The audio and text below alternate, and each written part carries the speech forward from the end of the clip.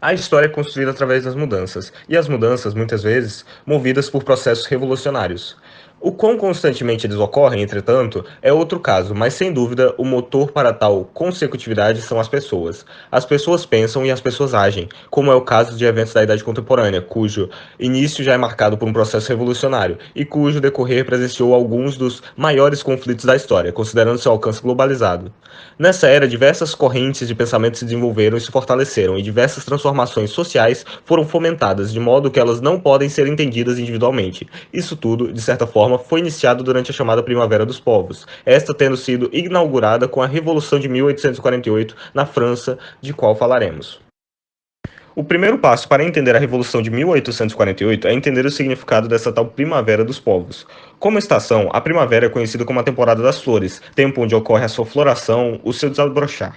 Relacionando o tema à época, a Primavera dos Povos foi um conjunto de transformações políticas e sociais que movimentaram a Europa e, consequentemente, o mundo.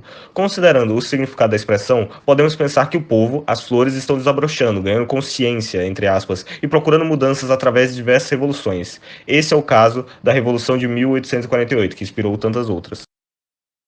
Essa revolução foi ocasionada devido às diversas e sucessivas mudanças pelas quais a França passava. Como podemos perceber, desde o século XVIII, com a Revolução Francesa, o território foi palco de algumas das maiores transformações políticas e sociais da Europa. No ano de 1789, essa conhecida revolução teve início e hoje é considerada, de acordo com a historiografia positivista, ponto de mudança da Idade Moderna para a Idade Contemporânea, dando um fim ao antigo regime através da destituição e decapitação de Luís XVI, da dinastia Bourbon, e expandindo os ideais iluministas e burgueses por toda a França e Europa. A Revolução tem fim em 1799, com Napoleão assumindo o governo, dando início ao período do Consulado. Seguindo cronologicamente, em 1804, Napoleão aplica um golpe e se autocoroa imperador francês. Assim, procura ampliar seu território, conquistando e subjugando diversos países europeus. Depois de sua derrota em 1815, ocorre o Congresso de Viena, no qual as potências dividem novamente o mapa europeu e quando forma-se a Santa Aliança, cujo objetivo era restabelecer os ideais absolutistas. Com essa idealização, a dinastia Bourbon volta ao poder, ficando na posição até 1830, quando é expulsa através de uma revolução e substituída pela dinastia Orleans. Esta embasada em forte apoio popular, iniciando-se assim o período da monarquia de Julho. Com isso, estamos a par com os antecedentes da Revolução de 1848, quando foi dada a abdicação ao trono de Luís Filipe de Orleans, o rei burguês.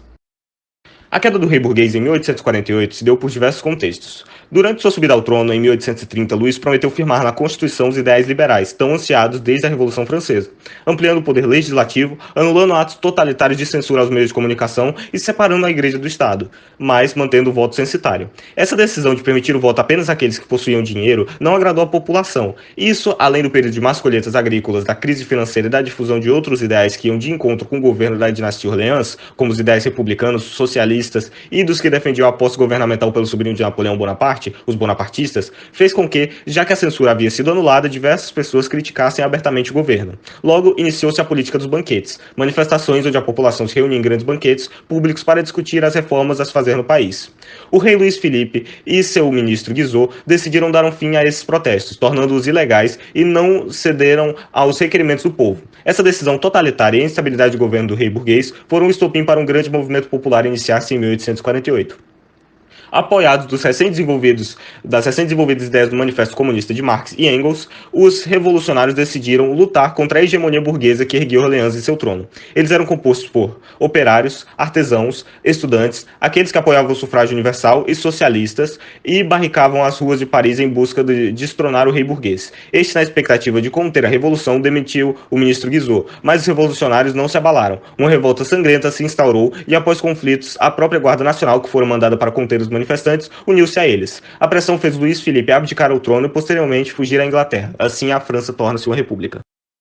Inicia-se então o período da Segunda República, como é chamado o período republicano após a abdicação da dinastia Orleans. Por alguns meses essa república se sustentou, mas logo acabou se tornando mais conservadora e foi substituída pela presidência de Luís Napoleão Bonaparte, o Napoleão III, que 3 anos depois aplicaria outro golpe e se tornaria o último imperador francês de facto. A Revolução de 1848 teve diversas repercussões, compondo a Primavera dos Povos que atingiu a Europa. Alguns dos eventos citáveis que se seguiram foram as transformações dos estados alemães em um único império, a unificação da Itália, a dominação do Império Austro-Húngaro em parte do leste europeu e a Revolução Praieira no Brasil, além de diversos fatos que culminaram na Primeira Guerra Mundial, menos de um século depois. Esse evento historicamente recente é um claro exemplo de como as mudanças no mundo repercutem através dos anos. Além disso, vê-se que, segundo o historiador Eric Hobsbawm, a Primavera dos Povos foi a primeira revolução potencialmente global, tornando-se um paradigma de revolução mundial, que alimentou rebeldes de várias gerações. E esses eventos compõem as mais relevantes mudanças que compuseram o mundo como temos hoje.